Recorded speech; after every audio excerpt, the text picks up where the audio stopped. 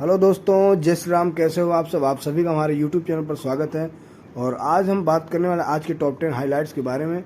तो आप सभी से रिक्वेस्ट है कि वीडियो को पूरा देखना, अच्छी लगे तो चैनल को सब्सक्राइब करके बेल आइकन जरूर प्रेस करें और सभी के साथ शेयर करें। आइए स्टार्ट करते हैं। जापान ने भारत में 9 परियोजनाओं हेतु JPY 232.209 बिलियन का ODA ऋण देने का निर्णय लिया है। ठीक है, अब इस पे क्या पॉइंट है वो हम आपको बताते हैं। आइए, जापान सरकार ने विभिन्न क्षेत्रों में 9 परियोजनाओं हेतु 232.209 बिलियन JPY की राशि का आधिकारिक विकास सहायता ऋण देने का वादा किया है। भारत और जापान के बीच 1958 से द्विपक्षीय विकास सहयोग का एक लंबा और उपयोगी इतिहास रहा है। भारत जापान संबंधों का एक प्रमुख स्तंभ आर्थिक साझेदारी पिछले कुछ वर्षों में लगातार आगे बढ़ी है। भारत और बांग्लादेश ने सीमा पार बाघ संरक्षण हेतु सहयोग किया है।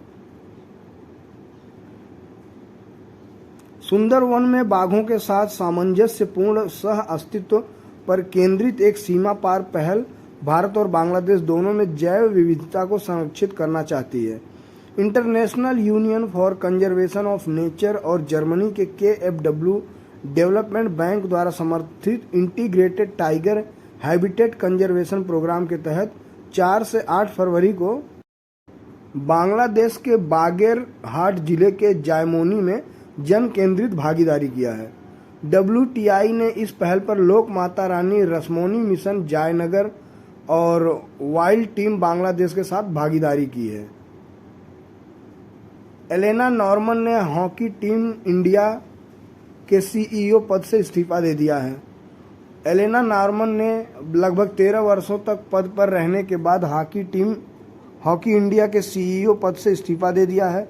हॉकी इंडिया ने उनके कार्यकाल में FIH चैंपियंस ट्रॉफी 2015 और 2017 में FIH वर्ल्ड लीग फाइनल 2019 और 2024 में FIH ओलंपिक क्वालिफायर के साथ साथ FIH हॉकी प्रो लीग घरेलू खेलों सहित कई अंतर्राष्ट्रीय हॉकी कार्यक्रमों की मेजबानी की है। विजय शेखर शर्मा ने पेटीएम पेमेंट्स बैंक के अध्यक्ष पद से इस्तीफा दे दिया है। पेटीएम के संस्थापक विजय शेखर शर्मा ने Paytm payments bank limited PPBL के अंशकालिक गैर कार्यकारी अध्यक्ष पद से इस्तीफा दे दिया है। बैंकिंग नियामक ने फिनटेक फर्म को 29 फरवरी के बाद अपनी बैंकिंग गतिविधियों को रोकने का आदेश दिया था और बाद में समय सीमा 15 मार्च तक बढ़ा दी थी।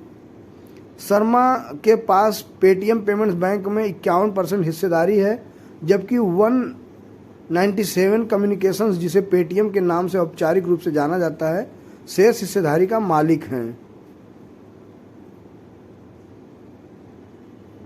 अंतर्राष्ट्रीय ध्रुवीय भालू दिवस 27 फरवरी को मनाया जाता है। अंतर्राष्ट्रीय ध्रुवीय भालू दिवस प्रत्येक वर्ष 27 फरवरी को होता है। इस दिन की स्थापना पोलर बियर इंटरनेशनल द्वारा की गई थी, जो ध्रुवीय भालू और उनके आवास के संरक्षण हेतु समर्पित एक गैर लाभकारी संगठन है। यह लोगों को संरक्षण प्रयासों के महत्व के संदर्भ में शिक्षित करने और ध्रुवीय भालू तथा उनके पारिस्थितिकी तंत्र के भविष्य को संरक्षित करने हेतु सामूहिक कार्यवाही को प्रेरित करने का दिन है। ठीक है,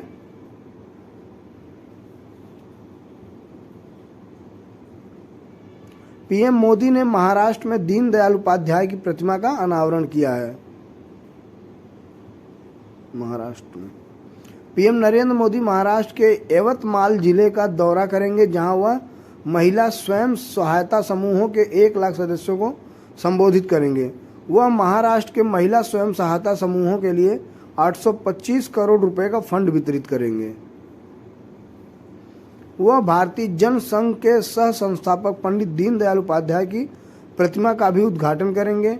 वह महाराष्ट्र में OBC श्रेणी के लाभार्थियों हेतु मोदी आवास घर कुल योजना भी लॉन्च करेंगे। राष्ट्रीय विज्ञान दिवस 28 फरवरी को मनाया जाता है। ये हर साल 28 फरवरी को मनाया जाता है। 1928 में भौतिक विज्ञानी सर CV रमन द्वारा रमन प्रभाव की खोज के सम्मान में 28 फरवरी को पूरे भारत में राष्ट्रीय विज्ञान दिवस मनाया जाता है। इस वर्ष की थीम विकसित भारत के लिए स्वदेशी तकनीक, भारत में घरेलू नवाचारों और वैज्ञानिक प्रगति के महत्व पर प्रकाश डालती है। इस दिन का उद्देश्य वैज्ञानिक सोच को बढ़ावा देना, युवाओं को विज्ञान में करियर के लिए प्रेरित करना तथा भारत की समृद्धि वैज्ञानिक विरासत का जश्न मनाना है। ठीक है, तो विज्ञान दिवस कब मनाया था? 28 फरवरी को। Amazon web services T hub और मिन्फी के साथ सहयोग करती है, तो अब इनके भी शेयर बढ़ेंगे। अमेजन वेब सर्विसेज इंडिया ने अंतरिक्ष स्टार्टअप हेतु AWS स्पेस एक्सेलेरेटर इंडिया नामक एक एक्सेलेरेटर कार्यक्रम शुरू करने की घोषणा की है। यह एक तकनीकी, व्यावसायिक और परामर्श अवसर है जिसे अंतरिक्ष प्रौद्योगिकी पर केंद्रित स्टार्टअप को बढ़ावा देने और टी हब तथा मिन्फी के समर्थन से उनके विकास में तेजी लाने हेतु डिजाइन किया गया है। यह पहल पिछले वर्ष सितंबर में AWS, इसरो और इन स्पेस के बीच हस्ताक्षरित एक समझौता ज्ञापन का अनुसरण करती है। HDFC बैंक ने उद्घाटन सतत वित्त बॉन्ड इश्यू के माध्यम से $300 मिलियन जुटाए हैं। HDFC बैंक ने अपने पहले अस्थायी वित्त बॉन्ड इश्यू में $300 मिलियन जुटाए हैं। बाजार पूंजीकरण के हिसाब से देश के सबसे बड़े निजी ऋणदाता ने अपने 3 वर्ष के स्थिरता बॉन्ड की कीमत 5.196% की उपज रखी है। अब HDFC बैंक का भी शेयर बढ़ेगा। अभी वैसे भी ये बहुत रीच इस पे आ रहा है, इसके शेयर पे। यह 3 वर्षीय अमेरिकी ट्रेजरी उपज पर 95 आधार अंक BPS है, जो 125 BPS प्रसार के प्रारंभिक मार्गदर्शन से काफ़ी कम है। जुटाई गई धनराशि $750 मिलियन के बॉन्ड रेज का हिस्सा है, जिसे गिफ्ट सिटी में सूचीबद्ध किया जाएगा। दलजीत सिंह चौधरी को NSG का नया महानिदेशक नियुक्त किया गया है। ये सब याद रखना दोस्तों, इंपॉर्टेंट पॉइंट है एकदम। दलजीत सिंह चौधरी 1990 बैच के IPS अधिकारी हैं, जो वर्तमान में सशस्त्र सीमा बल यानी SSB के महानिदेशक हैं। उनको NSG प्रमुख का अतिरिक्त प्रभार दिया गया है। NSG भारत का आतंकवाद विरोधी बल है, जिसे विशिष्ट परिस्थितियों से निपटने हेतु प्रशिक्षित किया जाता है तथा सरकार द्वारा समझी गई असाधारण परिस्थितियों में ही इसका उपयोग किया जाता है। तो आप लोग जानते होंगे NSG को, और उनके अब महानिदेशक किसे नियुक्त किया गया है? दलजीत सिंह चौधरी को। NSG की स्थापना 16 अक्टूबर 1984 को ऑपरेशन ब्लू स्टार के बाद आतंकवादी गतिविधियों से निपटने और राज्यों को आंतरिक गड़बड़ी से बचाने के लिए की गई थी। जस्टिस AM खानविलकर देश के नए लोकपाल होंगे। बहुत अच्छा क्वेश्चन आने वाला है इस पर, बहुत अच्छा। भारत के राष्ट्रपति ने सुप्रीम कोर्ट के पूर्व न्यायाधीश जस्टिस AM खानविलकर को लोकपाल का अध्यक्ष नियुक्त किया है। न्यायमूर्ति लिंगप्पा स्वामी, न्यायमूर्ति संजय यादव और न्यायमूर्ति ऋतु राज अवस्थी न्यायिक सदस्य हैं। एकदम देखिए, एक एक पॉइंट ये आप लोग ध्यान में रखना, ठीक है।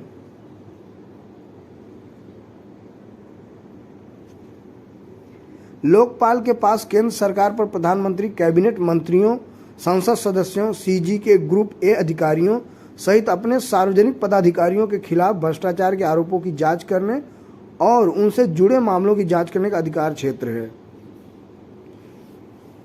तो ठीक है दोस्तों, आज का ये लास्ट पॉइंट था और आई होप आपको वीडियो पसंद आई होगी। फिर मिलते हैं आप सभी से एक नए वीडियो में। तब तक के लिए जय हिंद, जय भारत, जय Shri Ram, take care, best of the luck आपके आने वाले सभी एग्जाम्स के लिए।